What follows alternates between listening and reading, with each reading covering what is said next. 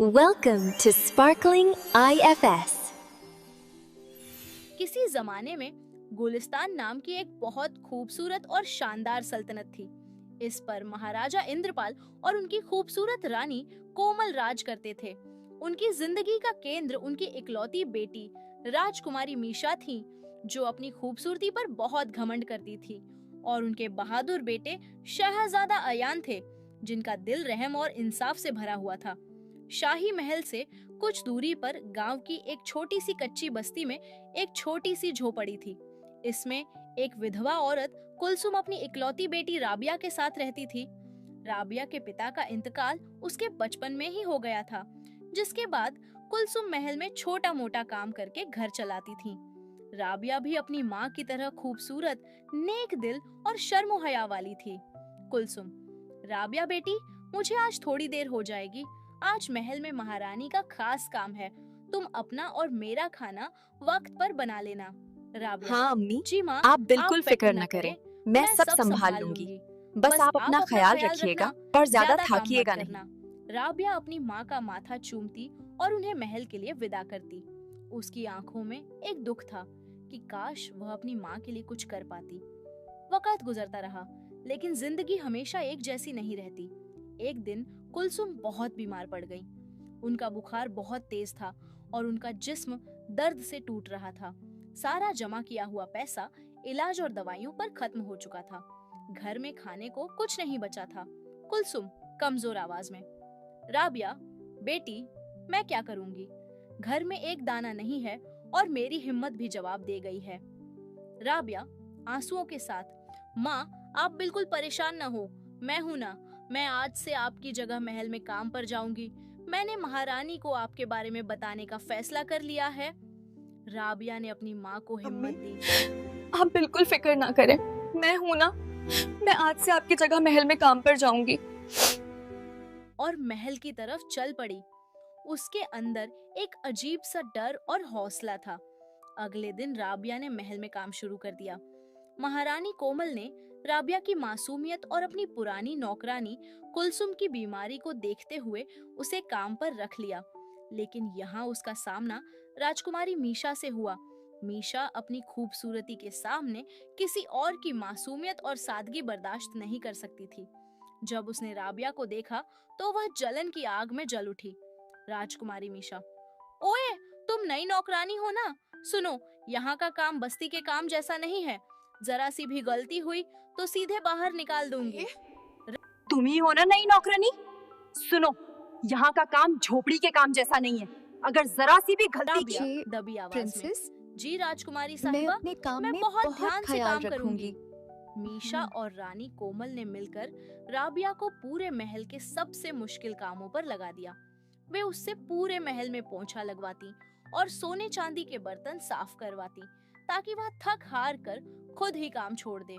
एक दोपहर राबिया महल के पीछे के बाग से बर्तन उठाकर ला रही थी। उसका ध्यान कहीं और था। अचानक उसका पैर फिसला और वह गिरने लगी।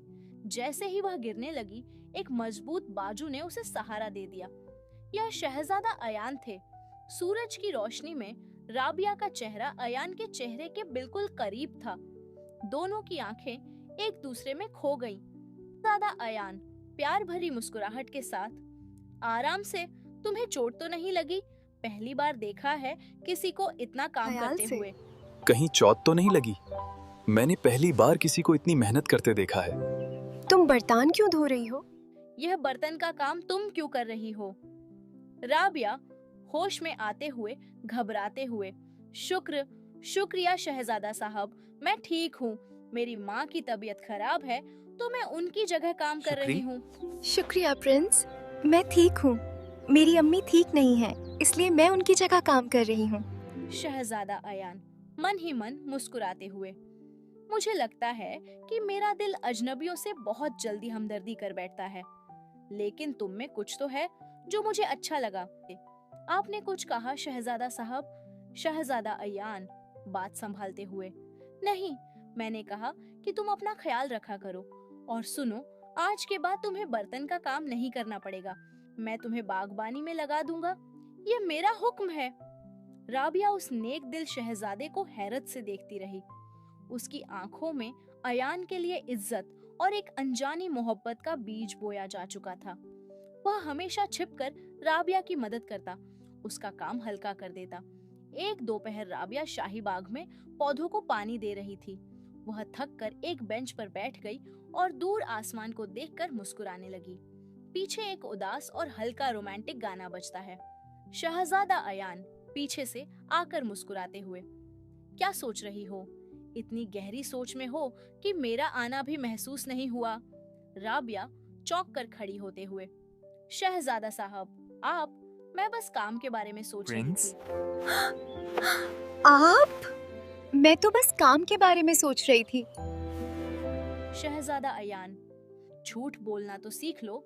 मैं तुम्हें रोज देखता हूँ, तुम हर वक्त किसी सोच में होती हो। सुनो, मुझे मालूम है कि महल में तुम पर कितना जुल्म होता है। मुझसे जो बन पाया मैंने किया। नजरें झुकाकर, आपका बहुत शुक्रिया शहजादा साहब।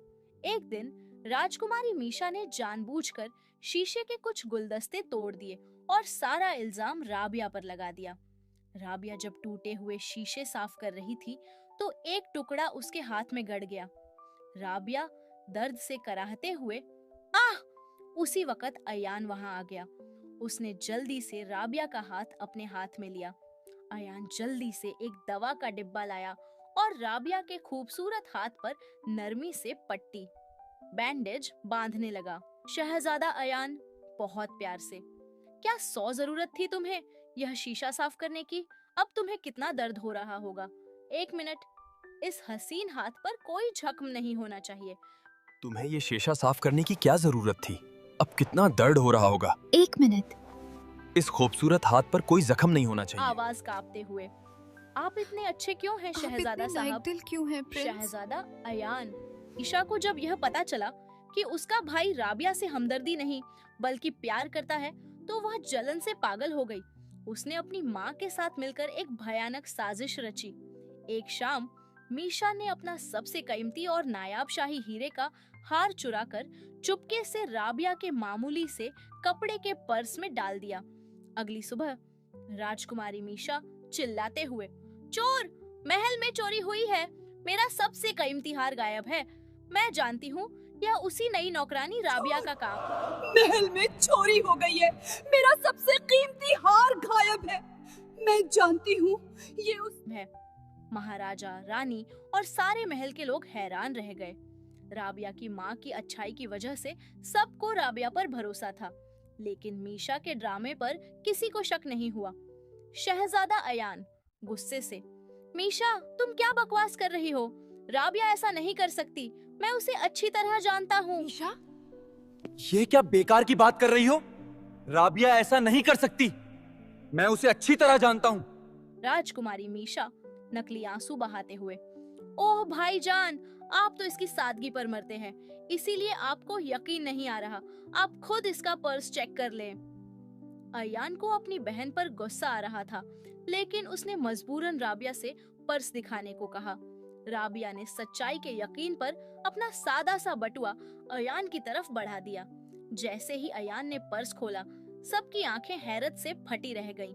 पर्स के अंदर से वह चमकता हुआ हीरे का हार निकला। राबिया रोते हुए, मैंने यह नहीं किया, अल्लाह की कसम, मैंने यह नहीं किया। राजकुमारी साहिबा झूठ बोल रही है। मैंने ये नहीं किया, मैं खुदा की कसम खाती हूँ, मैंने ये नहीं किया। प्रिंसेस झूठ बोल रही है। महाराजा इंद्रपाल गुस्से में, बस मैंने अपनी आंखों से देख लिया है, यह चोरी है। इस लड़की को इसी वक्त महल से बाहर निकाल दो और आइंदा अगर यह महल के आसपास भी नजर आई तो। अयान का दिल टूट गया। सबूत उसके सामने था, इसलिए वह खामोश हो गया और बेबसी से राबिया को जाते हुए देखता रहा। शहजादा अयान मन ही मन दुख में, मैं कैसे यकीन करूं, मेरे दिल की बात को कैसे झुठलाऊं? मुझे यह सब सच नहीं लग रहा। मैं तुम्हारे लिए कुछ कर न सका, मुझे यह सच्चाई मालूम करनी होगी। राबिया के महल से निकाले जाने के बाद अयान बहुत परेशान रहने लगा। उसे यकीन नहीं आ रहा था कि राबिया चोर हो सकती है। उसने चुपके से इस रात की सब बातें जानने का फैसला किया। वह जानता था कि उसकी बहन मीशा और माँ रानी कोमल को उसकी सादगी से नफरत थी और वह उसे हराने के लिए कुछ भी कर सकते थे। अयान ने महल में मौजूद खादिमों और नौकरों से बात की, जिन्होंने मीशा को राबिया के बटुए के करीब देखा था। धीरे धीरे नौकरों की गवाहियों और महल के कैमरों की मदद से अयान ने पूरी सच्चाई जान ली।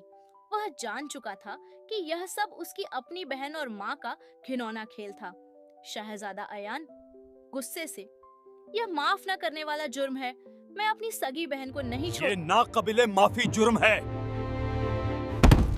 मैं अपनी बहन को भी नहीं छोड़ूंगा। अयान सीधा दरबार में पहुंचा। उसने सभी सबूत और खादिमों की गवाहियां महाराजा के सामने पेश कर दी। महाराजा इंद्रपाल हैरत और गुस्से से, क्या यह मेरी अपनी बेटी ने किया? कोमल, तुमने भी इसका साथ दिया। राजकुमारी मीशा डर कर रोते हुए, अब्बा जान, मैं बस उस गरीब नौकरानी से जलती थी। मैंने जानबूझकर किया। मैं तो बस उस गरीब नौकरानी की हसद में थी। मैंने जानबूझकर किया था। अयान ने अपनी बहन का असली चेहरा सबके सामने खोल दिया। महाराजा ने रानी कोमल को माफ कर दिया, लेकिन मीशा को उसकी साजिश के लिए शाही महल से दूर एक छोटे महल में भेज दिया गया ताकि वह अपनी गलती महसूस करे। अयान फौरन राबिया को वापस लाने के लिए उसकी बस्ती की तरफ दौड़ा। वह राबिया की झोपड़ी के सामने पहुंचा, जहां राबिया परेशान हाल अपनी बीमार मां की देखभाल कर रही थी। शहजादा अयान झुककर अफसोस से, राबिया, मैं बहुत शर्मिंदा हूँ। मेरे खानदान ने तुम्हारे साथ बहुत बुरा किया। मुझे सच मालूम हो चुका है और मैं तुम्हारे पास इंसाफ मांगने नहीं, बल्कि अपनी मोहब्बत का हाथ लेकर आया हूँ। राबिया हैरानी से, प्रिंस? शहजादा साहब, आप? मुझे कुछ समझ नहीं आ रहा। शहजादा, मैं कुछ समझ नहीं पा रही। पर बैठकर जानता हूँ कि तुम चोर नहीं हो। तुम तो मेरा दिल चुरा चुकी हो। क्या तुम मेरी जिंदगी की मलिका बनोगी? क्या तुम उस अयान की बीवी बनोगी? तुम्हारा साथ दूंगा। राबिया की आंखों में खुशी के आंसू थे। उसने अपना हाथ अयान के हाथ में दे दिया। राबिया मुस्कुराते हुए, मैं आप पर यकीन करती हूँ शहजादा साहब। राबिया को इज्जत और शान के साथ महल में वापस लाया गया। कुछ ही दिन बाद महाराजा इंद्रपाल ने शहजादा अयान और राबिया की शादी का ऐलान कर दिया। शहजादा अयान और राबिया की शाही शादी हुई। महल में रोशनी और खुशियों का सैलाब था। राबिया एक गरीब बस्ती की लड़की से गुलिस्तान की महारानी बन चुकी थी। अयान और राबिया एक दूसरे का हाथ थामे शाही शादी के कपड़ों में दरबार में दाखिल होते हैं। पीछे ढोल की आवाज और एक खूबसूरत शादी का गाना बज रहा है। अयान राबिया की पेशानी को प्यार से चूमता है और दोनों खुशी से एक दूसरे को देखते हैं। शहजादा अयान मुस्कुराते हुए, अब से तुम सिर्फ मेरी नहीं बल्कि गुलिस्तान की मलिका हो।